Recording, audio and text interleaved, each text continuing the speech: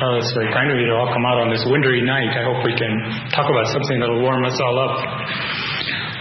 The subject, we are not alone. There's a kind of momentary inspiration that came to me the other morning after some prayers. And I started thinking about how many different ways the faith of Baha'u'llah addresses this question of not being alone. In the first place, its overall goal is the unification of the entire human race. Its very essence and purpose is to combat tendencies of separatism and isolation. And in that sense, we're encompassed by our recognition of the faith in a net of attraction to each other in these common purposes established by the Messenger of God for this day. In a broader sense, the implications of our connectiveness, if you will, of our connections, not only with each other but with the manifestation of God and with God Himself, have many facets and related to their truths, to their reality. When we think, of course, we know we've been created to know and worship God. And we constantly pray to draw near unto God, close unto God. And we sometimes feel isolated and frustrated in that effort. There is always the distance of God from us, in a sense. That this is perhaps the most immediate aspect of our relationship with God that we seem to notice. Then on the other hand, there are moments where that distance is suddenly overcome, and there are glimpses of a closeness, of a unity, of a divine comfort that are like sparks in a dark night. It seems to me that impel us then forward to pursue the path, the straight path that the manifestation lays down, which He tells us is the safe means of access unto His presence. There's a number of references in the writings to the presence of God being the presence of the manifestation of God, or the Spirit, consciousness, awareness of the Spirit of the manifestation of God, constituting the presence of God. And perhaps you'll remember that in a tablet it's explained that the presence of God in the next world is also that of the manifestation of God. We don't attain to God's presence because God is an all-encompassing reality. It's never confined to an image or a form or some direction or something we could address ourselves to in an objective manner, the way we can to the person of the manifestation of God, to the Son of Truth, if you will, in the spiritual world or in the world of our own hearts. Now, God bears these two aspects of being, on the one hand, hidden and on the other hand, manifest. And when we're told that we should draw nigh unto God, that we should learn to know God, that we have been created really to commune and know God, Baha'u'llah explains to us that the knowledge of God is the knowledge of the manifestations of God. That they are the center, the place of appearance of all of these high qualities and exalted attributes that we relate to God, that we identify with God. They shine from the person of the manifestation. So, in a sense, He becomes the face of God to the human race. And that drawing nigh unto God and that moving away from our isolation and our own selfishness, so to speak, is, it seems, the essence of spiritual life and the essence of the purpose of human beings in this world. We have also our relationship not only with God and with the manifestations, but to return to the subject of our fellow human beings. We have the common humanity that we are all endowed with. And then we have more regional or particular closenesses, such as sharing a common language or a common cultural heritage. Within the cause, of course, we have the great spiritual unity that derives from our common belief in the manifestation of God and endows us with a potential to relate to each other which is not familiar to those that are not bound, if you will, to the heart of the manifestation. That it seems that our relationship with the manifestation of God awakens potentials in us which reach out and combine and bond with other human beings. And that this then becomes the basis of reciprocal blessings, communications, intimacies between the souls of the believers. Abdu'l-Baha refers to this as the spiritual unity, which is the unity inspired by the influence of the spirit of the manifestation of God on each of us. In fact, he talks about the pure hearts when pure-hearted believers meet each other. The mirrors of their hearts reflect the light of God that's in them, one on the other. And he talks about it creating excitement, and it becomes light upon light. This is of the nature of a closeness which is not a common heritage of mankind. Occasionally we have a glimpse of it, we have a feeling of it, we have a sympathy with another human being. But this is something that transcends the question of personality and has to do with the essential nature of human beings, which we'll come back to a little bit later.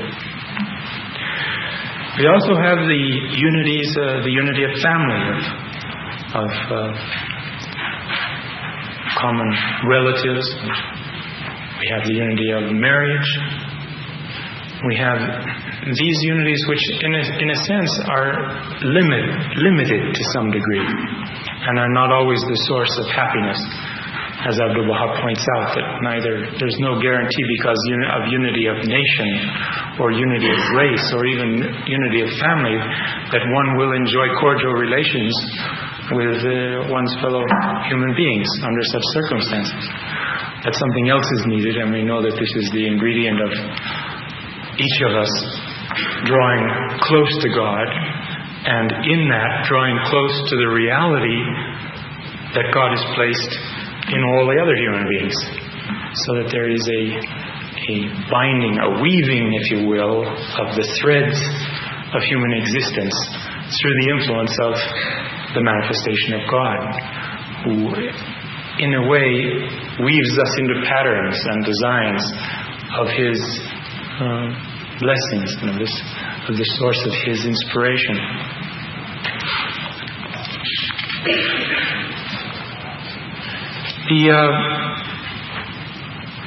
The nature of these relationships, it seems to me, has two aspects. There is a closeness, there is a bonding between us and with God that's expressed in the relationship, on the one hand, of observation, and on the other hand, of assistance.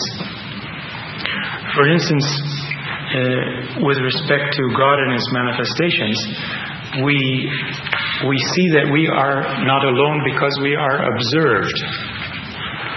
We remember the name of God, the all-knowing, the all-hearing, the all-seeing. We have many references in the writings to the fact that nothing escapes God's knowledge. And in that sense, Paul also affirms in his own words that nothing escapes His knowledge.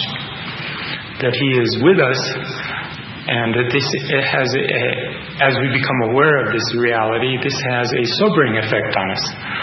We are not alone because we are observed. It's good for us to understand this.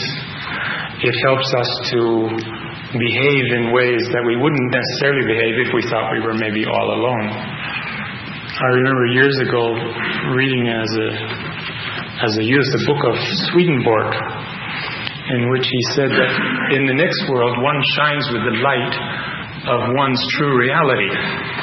That it is possible to deceive here, but not possible to deceive there.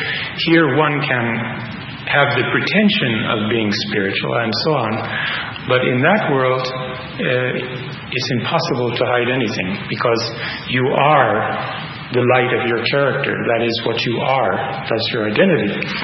And then he goes on to explain that he said that there are other people who shine in this world with a false light, that their behavior is based on how other people perceive them, and that when they are alone, or when they are in the dark, or when they are unobserved, they will do things that spiritual beings would not do, simply because they're not observed. They feel they're not observed. They're alone. Now, the basis of the truths that the prophets teach us is that this is not the case. That we're constantly accompanied, if you will, by the eye of God. Now, this is an eye of favors, not just an eye of judging us, but He looks upon us to see what our good works are and how to encourage us and how to assist us. And that's the other aspect of this. He tells us also that our thoughts and intentions are as clear to Him as our acts. In other words, when we contemplate doing things, He sees that and understands that. So when we're praying and when we're asking His assistance and His support, it should be to not only cleanse and purify the nature of our conduct, but the nature of our thoughts, of our meditations. He says that all our acts are noted down, that everything in a sense is recorded, that nothing anybody does is lost from His vision and from His memory, so to speak. On the other side of the ledger, we have the assistance aspect of not being alone, because God assists us. The manifestation of God supports us. He is described as the source of all good and the provider of all things. He's provided us with existence itself. He's provided us with all of those various aspects of our being with which we exist. He's characterized as a loving Father, as the protector of all men, as the confirmer of services. Very important. We see how many references in the writings where Baha'u'llah says that arise, He calls on us to arise, to serve, to teach the cause, and then He says, as He observes us, that we behold you from the Abha kingdom, for example, and we will send our blessings to you, and we will confirm whoever arises to serve. So there is this watchfulness on the part of God, that the moment He says that you open your lips in praise of God or in teaching the cause of God, it attracts a divine assistance, a confirmation to you. He is the prayer-hearing, prayer-answering God. And He is the vigilant in our moments of prayer and meditation to respond to us. Further, the divine assistance in this day to not leave us alone is expressed through the continuity of divine guidance, characterized in the covenant, so that Baha'u'llah has passed, but He's left Ad-Buha to guide and inspire the friends. And after him, the administrative order, with its expression in the guardianship for 36 years, and now with the Universal House of Justice, a source of guidance, steering the Baha'i community along the course set forth for it by Baha'u'llah, a source of answers to our questions. This is a special characteristic, if you will, of the Day of God, that this divine guidance is not lost from the earth, but continues after the days, the immediate days of the lives of the manifestations of God. When you think in the past, though the imamate lasted, I think it was total now, it came to a sum of 260 years. But after that, there were 1,000 years without any reliable source of divine guidance on the face of the earth until the appearance of the Bab. And now we've had, since 1844 to the present, that's almost now 150 years of continual connection, if you will, with the world of God through the manifestations of God and then the centers of His covenant. It's an extraordinary difference over the past. And we live within the shadowing shelter, if you will, of that presence. Now, with regard to other human beings, we have the same question of observation on the one hand and assistance on the other. With regard to human realities, I think we need to divide these in two categories to consider a few points under each one. Those souls who have departed from this world. And there is a talk by Abdu'l-Baha which was printed in a magazine while he was in the United Kingdom. And in it he says that the souls of those who have left this world can see this world after their departure. He states clearly, we cannot see that world, but they can see this world. And they remain with interest, have memory and interest of what happened here and what happens to their loved ones. And that they observe us from the realm on high. That they watch us. They watch the souls that they're concerned about particularly. They come to the aid of, if you will, of individuals when they're in difficulties through their prayers and so on. They observe us, Abdu'l-Baha says, in terms of the condition and state of our soul.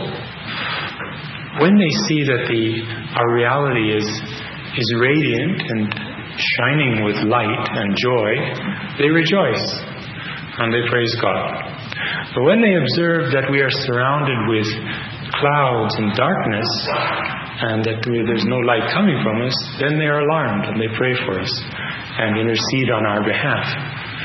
So these two states seem to be much more important. That is, the acts of spiritual goodness flowing from the soul are what attracts the attention and favor, if you will, of the angels on high, and of our forefathers, of our forebearers. Now, with regard to their assistance to us, we know from the writings that they are to pray for us. They pray both for us on their own initiative because of their interest in us, and also in obedience to the command of God. And Abdu'l-Baha suggests that we should pray for them as they pray for us. There is this connectedness, again, between those souls of that realm and of this realm. They are much more aware of us than we're aware of them. And in one of his tablets, Abdu'l-Baha says that world is in this world, if we but knew. And then he says that differences in degrees of reality are the reason that we can't observe that world.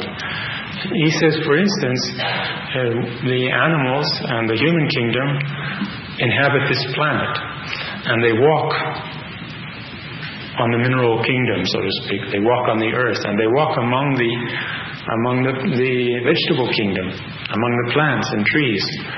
But this mineral kingdom and this vegetable kingdom remain entirely unaware of the presence of animals and human beings.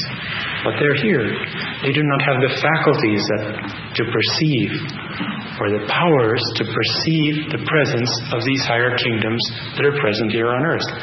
And he says, in a similar fashion, we don't have the faculties yet to perceive the souls in the spiritual realm. Otherwise, we would know that they were here present with us, that the kingdom or reality of existence is one unit.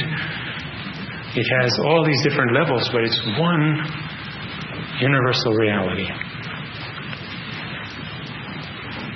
Sometimes, if you'll recall a passage in the New Era, sometimes souls are particularly sympathetic to us, and they have capacities in the spiritual realm, and they become channels of God's grace. They funnel or channel the blessings of the Spirit to us. Not that we don't receive them in other ways also, but because of the prayers and capacity of these souls, we feel attracted to them. We sometimes spontaneously might call on someone in the other world. It'd be a dear relative or someone who's taught us the faith in or had some connection with us in the cause, and we turn spontaneously to them for their assistance and support. So this is another way that we have this assistance of the departed souls. We have this individually because of these special ties that I mentioned. And also we have it in a collective sense from the concourse on high. And you're all familiar with the promises that are there, that the concourse on high hovers over the communities, over the activities of the friends. And Shoghi Effendi used to say that the confirmations were very great that the Baha'is could draw on and attract. But he said because of lack of instruments, lack of magnetic attraction of these blessings, that the power of the Spirit was like it was under pressure, which is good news for us. It means any of us that do anything suddenly become the source of tremendous power and blessings, because it's as if it's under pressure. This is the day of God, there's a lot to do. Anybody stands up straight and tries to do something can be assisted by simply turning sincerely towards the source of revelation. And we see often in our own experience, in our own lives, and with our friends, and with the Baha'is that go out from maybe the kitchen downstairs and end up conquering Siberia or something like that. We don't know. It's possible for all of us to do miraculous things for the cause if we make ourselves instruments of Baha'u'llah's purpose. And in that we are assisted again by this concourse of departed souls and martyrs and so on. Another way that the departed spirits help us assist this world, you'll recall from a tablet that's cited by Baha'u'llah in the Gleanings, where he says that the detached souls, the sincere detached souls, radiate light into this world, which is the means or cause of the appearance of arts and wonders and sciences.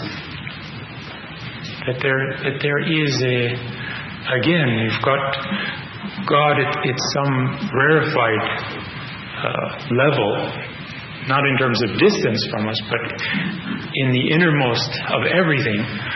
And then you have Him causing things to happen, and then there these other beings, for example, these radiating souls, become the means of lifting up and inspiring us with various arts and sciences in this world. So that those of you that, when you go to the next world, they're interested in these things, will find that maybe you'll be part of that leaven that leavens the world of being, as Baha'u'llah says.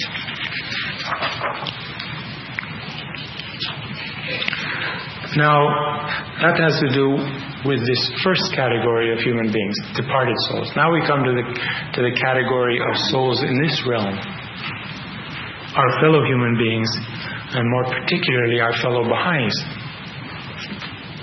Here we see that from a sense of observation we are able, though we cannot penetrate the inner thoughts of any other human being. Shoghi Effendi says it's not possible for human beings to enter our thoughts and understand us in this way. Yet, through the sharing that we do, and through the observation we have of each other, we notice when we're sad, we notice when we're happy.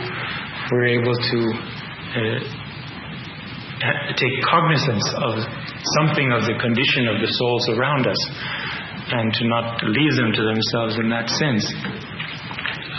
With regard to assistance that fellow human beings offer us, I'm sure we can think of lots of things. They are able to advise us both in our normal activities and in our difficulties. They can, through example, inspire us. They have the power of prayer. We all have the power of prayer to pray for each other, to support each other through that means. Now, beyond these questions of how we're observed by God and by the manifestations and by our fellow human beings, whether those who've gone on to the next realm or those that are here, beyond this question of how they observe us and how they support and assist us, we have this theme of unity in the teachings of the cause. We are not alone because of this central truth of unity. And we are told that in a sense, our goal is to bind our souls with God. This has various implications for us in our relationship to God, again in our relationship to manifestation, and again in our relationship to each other.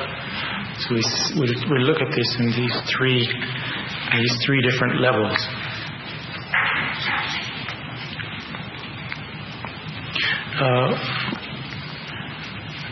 We've already mentioned the relationship of the unity that's produced with our fellow believers, and the strength that gives us, and the power it has to inspire us and draw us into new patterns of relationships. In fact, this is the very basis of the New World Order of human society, is a reordering of the relationships between all human beings in the way that they function. That inherent in the energies that Baha'u'llah has released with his revelation are patterns which set themselves up through those of the race that offer themselves humbly and are open to the influence of this. They become the instruments of God's will, become expressive of his purpose. And then these patterns of this New World Order, now in the present day the administrative order of the faith, and the various processes that are carried on through its influence and under its inspiration, become the very form of society, if you will, a model for society for the future.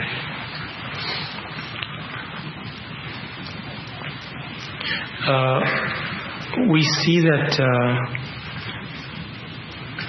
we draw from each other, we draw strength from each other. And Shoghi Effendi said that the Baha'is should be aware of the fact that they can pour strength on each other, that we have this capacity. And we can also draw from the unity of the friends by our association, by not separating ourselves from the believers, by being close with them, by not only being close in gatherings and spiritual meetings, but by being close with each other socially in all ways, so that we demonstrate in our lives the unity of the Baha'i community, which transcends differences of race, of nationality, which transcends differences of social class.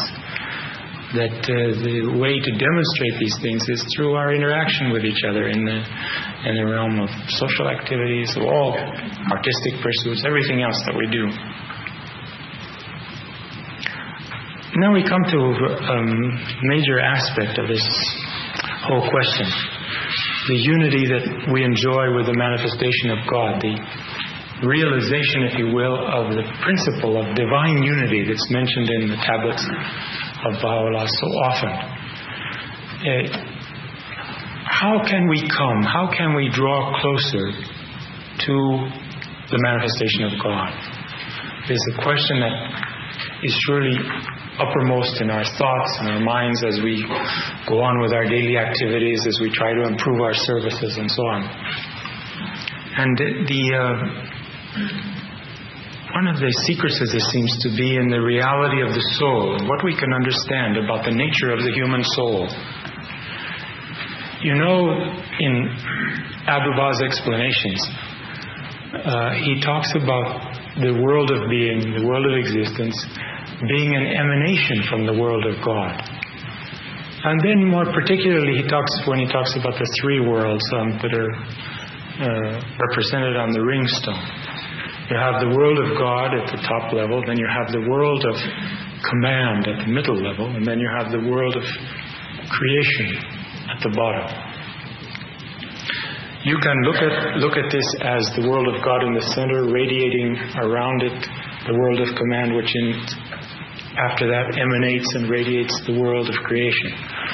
Or you can look at it the other way around, that the world of God encompasses everything, and then within that encompassing, that infinite encompassing, is the power of the world of command. And then within that matrix of the world of command, creation comes into being. The realm of creation comes into being. The world of command is explained in different ways. It's identified by Abdu'l-Baha with this term that you see in the writings called Primal Will. It's the all-encompassing will of God. And it is the energy source, the source of the design and form of all things, so to speak. And within it, within this universal power of God's will, all things arise and exist. And nothing exists that is not within that expression of God. This is hard to penetrate. I mean, we think about it. We hear these things. We should rehearse these teachings, if you will, in our minds, and then take time to meditate and see what we can understand by it, about it. Abdu'l-Baha, in one example, talks about the believers being in the ocean of the covenant as fish, the relationship of fish to an ocean. Now, this also works, I think, for an understanding of the primal will. We exist within that universal power, which is the central force of the manifestation of God. And in the Kitab-i-Gan, Baha'u'llah says something extraordinary. He says, we all live and move and have our being within the manifestation of God. And I said, well, how is that possible? The manifestation of God lived here in Akka, and then he died, and he was buried in Baji. Obviously, there's a reality to the manifestation of God that isn't limited by his body. It's an all-encompassing reality. And surely that must be, and we're all aware of it if we think of it, if we think it through, we immediately recognize that, because when we're in South America praying, Baha'u'llah is there, and when we're here praying, he's here, and when you're in China praying, he's there, and he's everywhere. He's at the door of every human heart. Obviously, his capacities are not our capacities. The manifestation of God possesses powers and conditions which we cannot penetrate, that are entirely inconceivable to us, and is able, through that knowledge of the condition of every human soul, to prescribe those laws and teachings which will be the most efficacious for transforming and uplifting the human race. And the law of God is dictated, if you will, on the basis of this all-encompassing knowledge, awareness, and consciousness of the primal will of God, which is the same as the will of the manifestation of God. The world of command is identified, as I understand it, by the commanding word, be, and it is. It relates to Islam, where it says that the be and the e have been joined and knit together. The qaf and the noon of the command kun, or be, and it is. And that these letters themselves, the Bab in one of his tablets explains, are surrounded by mystery. And one of these letters is related to the primal will, and the next letter is related to the next stage of existence, the divine purpose, if you will. And it's the wedding of these two forces that gives rise to all the worlds and realms of God. This is Mr. Tarzadi in some of his books refers to some of these themes, creational themes, if you will. Now, to go back a little bit to the question of emanation. Manifestation would be a seed and then something growing out from the seed in the form of a tree. So you say it's directly related. Abdu'l-Baha talks about not the manifestation of God. This is another kind of manifestation, the appearance of something from a seed. Whereas he says emanation is not that. Emanation is like our voice. We speak, but I'm speaking now, but the integrity of my person is not affected by that. The sound comes out. It has an effect. It can have an effect. I hope it has some effect. And it goes out, and you hear it, and it produces some reaction in you. Maybe you like it, maybe you don't like it. I don't know. That's another problem. But this effect has a life to it. It has an energy to it. That is not the physical content of my voice. My voice is a sound that goes out, but you interpret that sound with your spirit and endow it with the meanings that you wish to endow it with, or perhaps some that have been placed in it there by the speaker or by the source of the inspiration of the speaker from the writings of faith, whatever it is. So you play with this, you examine this, you think about it, weigh it in the light of all of your experience and your other thinking. That is like an emanation. It's something that comes out, but it's sustained. It has a life in it, but it doesn't take away from the source.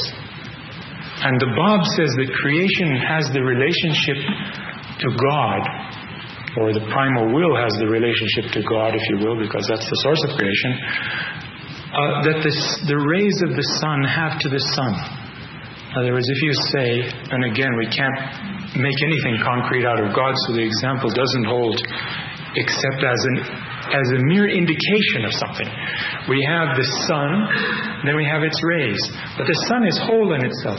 If one of its rays is cut off or something happens to the ray, it doesn't affect the sun. That's something that's already gone out from the sun, so to speak. The sun retains its wholeness. It isn't dependent on its rays.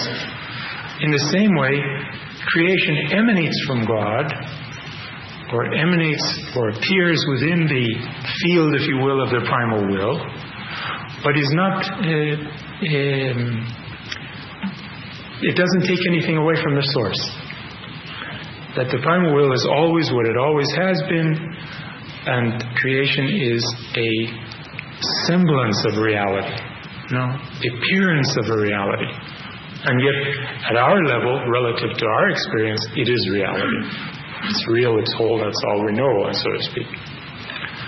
Now, Abdu'l-Baha, when he's talking about the spirit of faith, he talks about the influence. This is the breath of the Holy Spirit. This is that other level of creation, which comes from the manifestation of God, breathes on the souls of human beings, the rational soul of human beings, and awakens a higher type of understanding and learning in them. And of course, this is the spiritual education that's conveyed to us by the prophet of God, by the manifestation of God. He speaks to us and he awakens in us potentialities that exist there because our souls are signs of God themselves. Because our souls are heavenly gems that refract the divine light of God. This is when you think now, combine this with the ideas and themes of the hidden words. Our consciousness is not something physical, not something material. It is part of the power, if you will, of our reality, of our human soul. And Abdu'l-Baha says that emanates from God. Now, how can we, in some way, come to see in ourselves that this energy, this life that we have, is something flowing from God, not separate from God. It flows out of God, it flows out of the manifestation of God, and it is our consciousness, our awareness. And it can be divine, wholly divine in character. Or it can be the observer of its physical reality, and locked and chained in the loneliness, if you will, of isolation from the understanding of its true character and nature. I would suggest that all the loneliness in the world proceeds from this problem, that human beings identify themselves as something separate from this power flowing from God. If we can abstract ourselves from our individual identities sufficiently to see that we are part of something flowing from God, that God lives in us, if you will, and yet He lives in His own world and He's isolated, and God forbid we should say that God is in us, and yet God is in us. Because our reality, the center of our being, is flowing from that great power. And if it were to stop for an instant, all our existence would be over. And when the soul, which is the embodiment of this power, or the expression, the word we use, the expression of this power, which is not located in space. This is again an interesting point, you see, because it's the whole nature of it's mysterious and impossible to really get in our heads in this world of time and space. But this universal power of the soul, when it stops acting on the body disintegrates. 1 second it's living, the next second it's gone. The body is finished. Because that power that was resident there has moved somewhere else. This nature in us that we see take on luminosity through our prayers, through our devotions, through fasting, through the various simple elements that Baha'u'llah has given us to awaken in us spiritual existence and spiritual life. That, for instance, he says that the pillars of spiritual life are the obligatory prayers and the fast. These are these two things that vitalize this potential element within us. We have all the seeds of the hyacinths of divine knowledge and wisdom inherent in our souls. When we turn to the manifestation of God, that additional power, if you will, awakens in this emanation that's coming from God and quickens us. And he says that the Holy Spirit, the breath of the Holy Spirit is the spirit of faith, is the breathing of the manifestation of God on our souls or on our beings, or His shining on us with the rays of the Sun of Truth that awakens all of these things latent within us. And so in the spiritual landscape of our hearts, all kinds of things start growing and developing if we allow the influence of the Sun of Truth to act on us. And that, of course, comes through prayer and meditation and study of the writings and service to the cause. Using those blessings to serve our fellow human beings, which in one sense seems like a selfless act, but in the other sense is very good for us, And the greatest thing that we can do, the greatest act in the sight of God, is that we should share the teachings of the manifestations of God with another soul. He says this is the prince of all goodly deeds. If you want to, mark up goodly deeds, there they are. That's it. Teaching the cause, sharing the cause. And we see how when we do that, we attract divine confirmation. How, as Abdu'l-Baha says, that when you're teaching, you attract to the mirror of your heart the mysteries of the kingdom. This other type of divine knowledge comes into your souls and illumines and extends the horizons of your understanding, of our understanding, and allows us to see things in a way that we wouldn't see, and allows us to penetrate into the needs of other human beings so that we can address them. When Baha'u'llah calls on us, Abdu'l-Baha calls on us to be like divine physicians, to be like doctors and nurses, and come to the aid of souls who are sick with the sicknesses of self and desire, and cure them of those ailments. In order to do that, we need to be skillful. We need to know what to apply from the divine teachings in each instance, with different souls and with each other, to help, to heal us and move us towards a clearer perception of this unitedness that we can have with God, because something in us is an endowment from God. It's something flowing from God. It's our very power of our thought and our consciousness.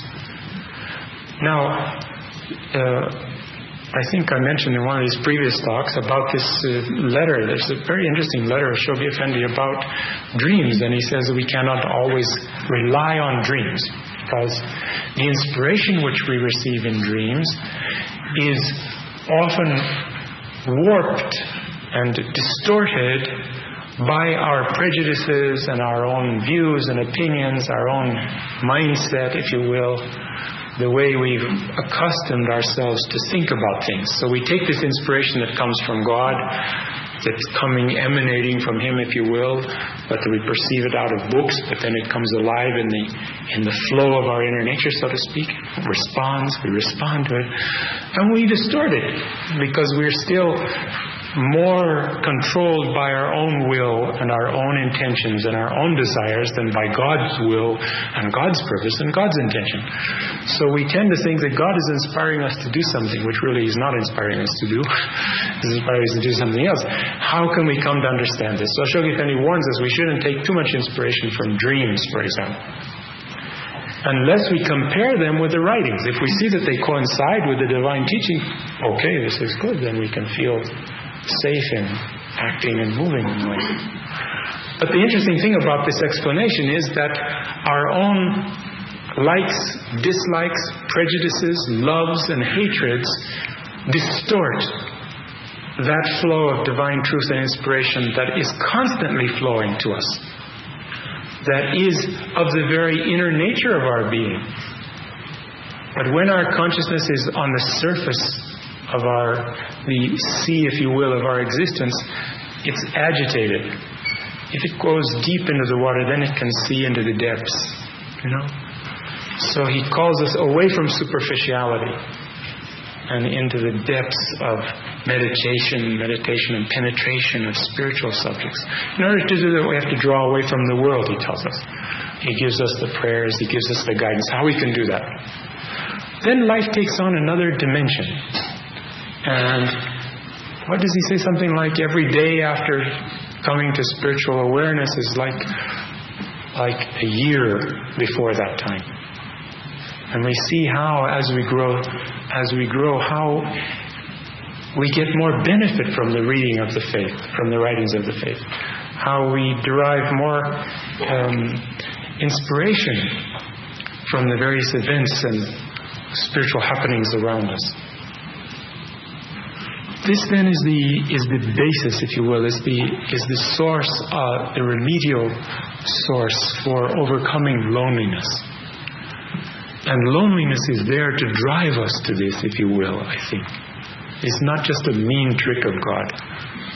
It's there to make us aim ourselves towards this more intimate communion with His Spirit. And He talks about coming to have knowledge of our inmost beings, our own true selves. And He tells us that the knowledge of your own true self is the same as the knowledge of God. Our reality is not different in content from the reality of the manifestation of God. In other words, it is also made up of the powers and the lights of the names and attributes of God. But it's another step down from the manifestation of God. He contains the source of all these infinite patterns, which then become the individual souls. The statement in the Bible that God has made us all in the image and likeness of God. They asked Abdu'l-Baha about this. He said, of course, it's not in the means of the human form, because God is not a human form. He doesn't have a human form. The manifestation has a human form, but it isn't even that form that we're the image of, although we are the image of that also. But we are the image of the names and attributes of God manifested by the holy prophets of God. And that's how we are the reflection of God. That our nature is constituted of the energy of these divine names. And each of us has a different pattern, a different set of those. But each of us has all of them, but in different proportions, if you will. So maybe in your particular character, the name of God, the just, dominates. And in your particular character, the name of God, the loving, the kind, dominates. And another one, the name of God, the wise, dominates. And another one, the name of God, the all-subduing. Some few of those around too, you see, in the world. All of these qualities are manifested by people in different ways. And you can see it, you'll see it if, I don't know how many of you have served on local assemblies already, but you'll see how people in committees, if you will, or in local assemblies, become the embodiment of those particular qualities that dominate in their nature. So that they, whenever a case is presented before the local assembly, there is someone that represents we should forgive and we should overlook these things. Somebody else will be in the position that it's not good for the community to allow these things to just go on. We have to be just. We have to be fair. So you have these characteristics that combine, and I think when you get 9 of us together doing those kind of things, well, you get a bigger picture. You don't always have only one solution. And this is the wonder of consulting too, because even in consulting about the affairs of our own lives, we're liable to be carried away by that dominant characteristic in our nature. And if we combine that in consultation with others, we'll come up with a more balanced view of what we should be doing and how to do it.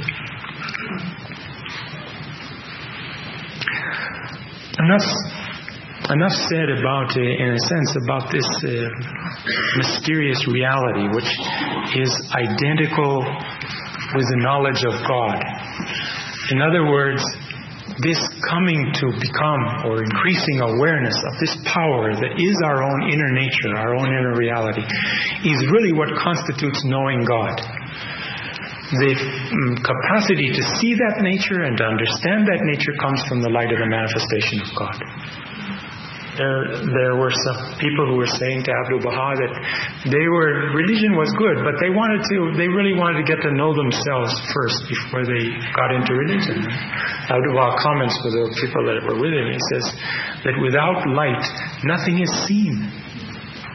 Light with a capital L. In other words, this is one of the problems of modern psychology and psychiatry, is that we have beings proceeding in a scientific manner, with a scientific method, investigating people who are living in the dark. The investigator is in the dark, and the people they're examining are in the dark, and they have a whole set of laws and rules related to this, without the benefit of the transformed characters of human beings under the influence of divine revelation.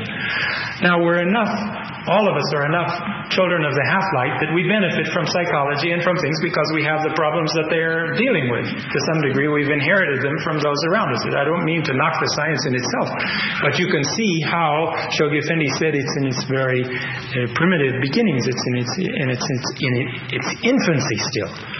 How will it be when we have a Baha'i society? Then what will be the role of psychology and psychiatry there, where you have the majority of human beings in a state of illumination instead of in a state of supreme depression and darkness that dominates and saddens so much the face of humanity. So we see that these changes are coming. And of course, the way we would be treated under such conditions changes as we progress spiritually. Fortunately, we become the patients of the divine physician. And in the end, as he says, the healer of all thine ills is remembrance of me. And might I suggest that this remembrance, which is a very important word, zikr, in Islam, and has special meanings and has infinite elaborations in the Baha'i writings, is this coming to awareness of this part of us that's flowing from God. Thou art my lamp, and my light is in thee. Get thou from it thy radiance. Thy heart is my home. Sanctify it for my descent. This is that realm where the light of the divine mind, if you will, the divine will, operates in us. If we join with it, we become endowed with a new eye, a new ear, and a new vision. And we banish, if you will, forever this question of isolation and loneliness that so many people on the face of the earth are suffering from today.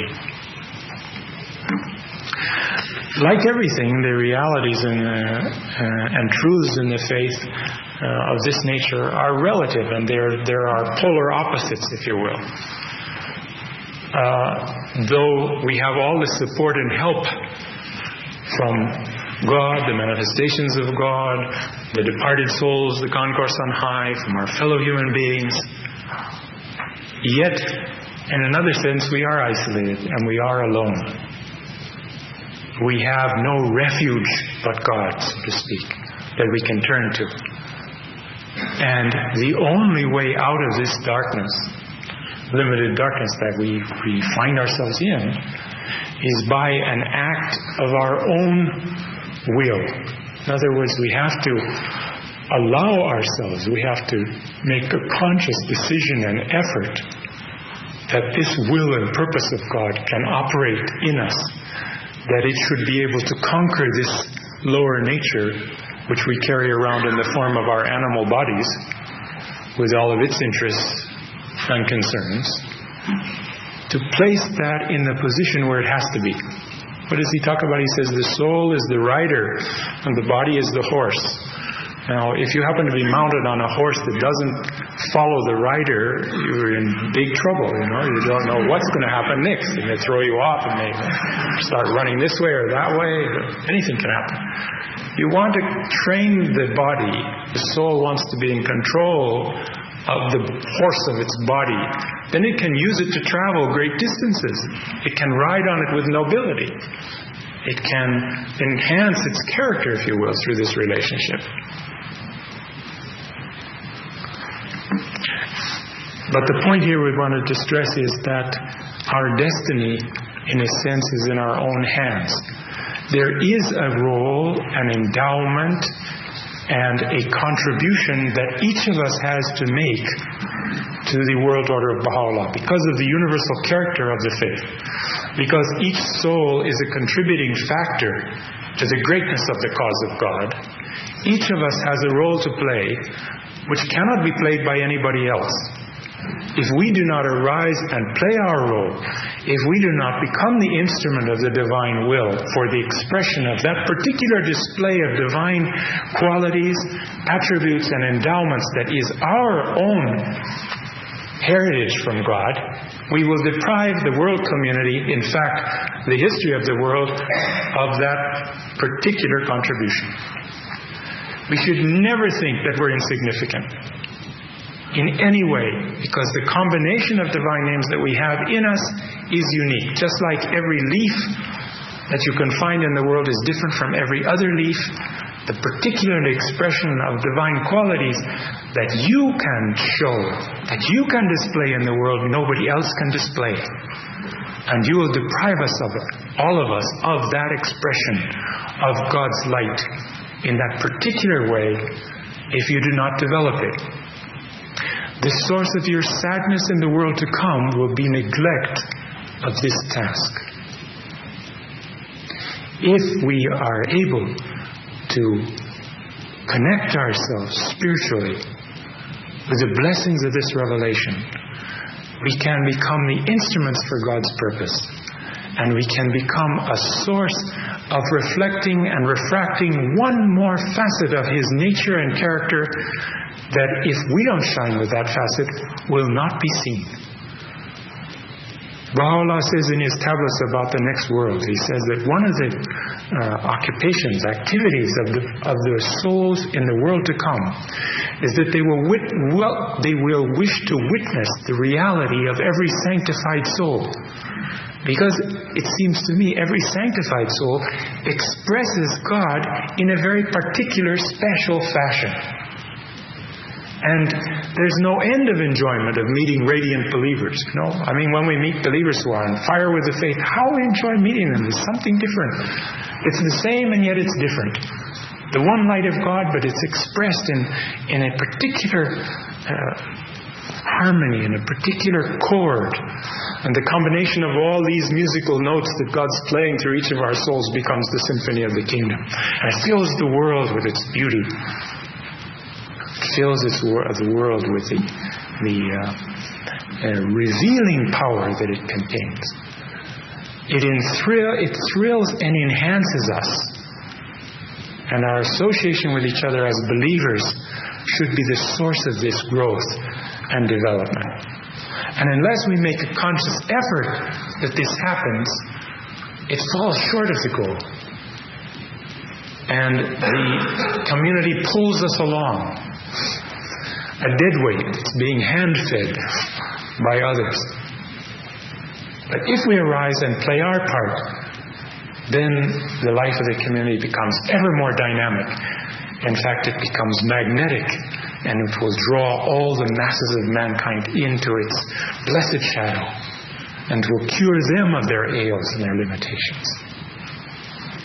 And ultimately, will solve this problem again of their isolation, of their being apart, the world being apart from the world of God. Abdullah says the sadness in the world is the result of the world of man walking separate from the world of God. Now, there's no way to get away from God. This is an all-encompassing reality. But on the other hand, the way to get away from it is isolating ourselves in our own private world, in our own private thoughts, with our own private desires, independent of this guidance that comes to us through the manifestations of God. And that's the source of our healing, the source of our blessing, and the source of our possibilities to serve and render our lives, if you will, for divine purpose and for something that will give us everlasting joy and will enable us, if you will, to share that joy with all the other souls that we come into contact with.